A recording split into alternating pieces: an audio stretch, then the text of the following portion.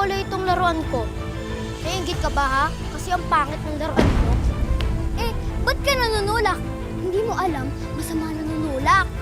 Eh, yun kasi kapatid mo eh. Palibasa kasi, wala siyang ganitong laruan. Eh, di ko mo sinasadya eh. Mahal-mahal kaya nito. Yan, nasira na tuloy.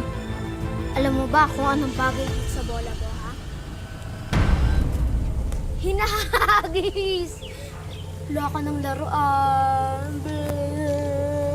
Laruan. Bulok pa nga yung laruan mo, bola lang. Sama mo talaga. Ba't mo't natapon bola ko? Nanulak ka! Hala, Mars! Yung anak ko pinagtutulungan ng anak ni Janice! Ano ba malintik na batang to? Hoy! Hoy! Ano ba? Bakit inaaway niyo yung anak ko? Halika dito! Halika dito! Bakit inaaway niyo yung anak ko? Wilbert, ano? May masakit ba sa'yo, ha? Sabihin mo kay Mami, anong masakit? Anong masakit, ha? Sinakta ka ba nila? Mga kutong lupang to? Bakit yung pinagtutulungan niya yung anak ko?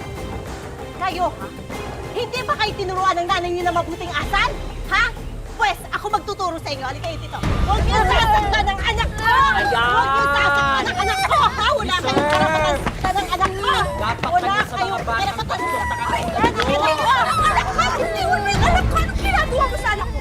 Bakit mo siya sinasaktan, ha? Nakita ko yung mga anak mo, pinagtutulungan yung anak ko! Ganyan ba talaga kayo may hirap, ha? Nananakit kayo kapag naiingit kayo? Hindi mo ba pinagsasabihan yung dalawa mong anak? Wala kang karapatan na sabihin sa akin na tinutulungan ko yung mga anak ko.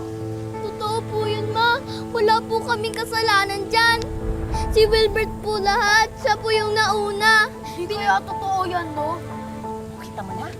Sinungaling yung mga anak mo. Sinungaling! Hindi sinungaling yung mga anak ko. Bakit hindi na lang tayo yung magharap? Okay, sige! Go, Mark! Mark! Go! Sasaktan yung mga